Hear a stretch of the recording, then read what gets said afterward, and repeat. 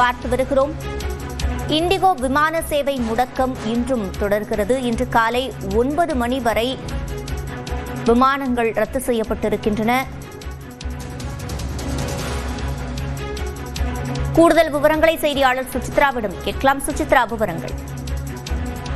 சுரஞ்சனி, இந்தியாவினுடைய விமான சேவை என்பது தற்பொழுது 5வது நாளாக தொடர்ந்து கடும் முடக்கத்தில் நீடித்து வருவது மிக முக்கியமாக பார்க்கப்படுகிறது. பைலட்கள் மற்றும் விமான ஊழியர்களுடைய அந்த பற்றாக்குறை காரணமாக இந்த ஒரு பிரச்சனை தொடர்ந்து நீடித்து வரும் நிலையில் நேற்று ஒரே நாளில் 1500க்கும் அதிகமான விமான சேவைகள் என்பது முற்றிலுமாக நிறுத்தப்பட்டன. அதேபோல் இன்றும் காலை 9 மணி வரை பல்வேறு விமான நிலையங்கள், குறிப்பாக டெல்லி, மும்பை, சென்னை, ஹைதராபாத் உள்ளிட்ட விமான நிலையங்களுடைய அந்த உள்நாட்டு விமான சேவைகள் மற்றும் வெளிநாட்டு விமான சேவைகள் என்பது முற்றிலும் பாதிக்கப்பட்டது.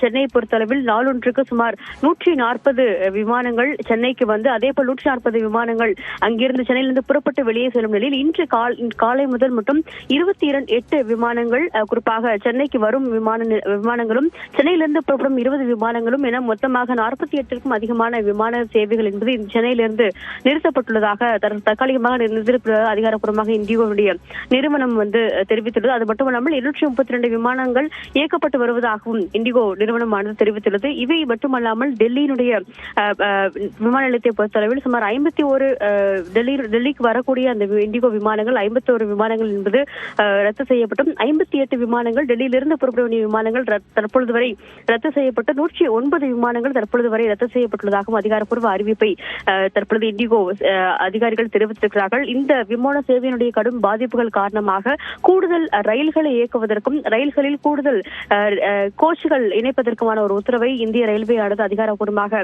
பிறப்பித்துள்ளது. அதன் அடிப்படையில் 116 கூடுதல் கோச்சுகளை 37 ரயில்களில் இணைத்து இந்திய ரயில்வே துறை என்பது அதிகாரப்பூர்வமாக உத்தரவை பிறப்பித்துள்ளது. முக்கியமாக பார்க்கப்படுகிறது 5வது நாட்களாக இந்த விமான சேவை முடங்கியதால் பல்லாயிரக்கணக்கான பயணிகள் கடுமையான ஒரு பாதிப்பிற்கு உள்ளாகி இருக்கும் நிலையில்தான் இந்த சிரமத்திற்கு வருந்துவதாக இண்டிகோ நிறுவனமும் இன்று காலை ஒரு பகிரங்க மன்னிப்பை அவர்கள் கோரியிருந்தது மிக முக்கியமாக பார்க்கப்படுது. தொடர்ந்த பேச்சுவார்த்தைகளும் மத்திய அரசினுடைய மட்டத்தில் நடத்தி வரும் நிலையில் அதிகாரப்பூர்வ அந்த ஒரு விசாரணை குழு என்பது விசாரணையும் தொடங்கியிருக்கிறது. இந்த விவகாரத்திற்கான காரணம் என்ன என்று தொடர்பான ஒரு விசாரணையும் மத்திய ஜாயிண்ட் டிஜியினுடைய தலைமையிலான அந்த குழு என்பது நேற்று மாலை தொடங்கியுள்ளதாக விமான போக்குவரத்து துறை அமைச்சகம் தெரிவித்துள்ளது.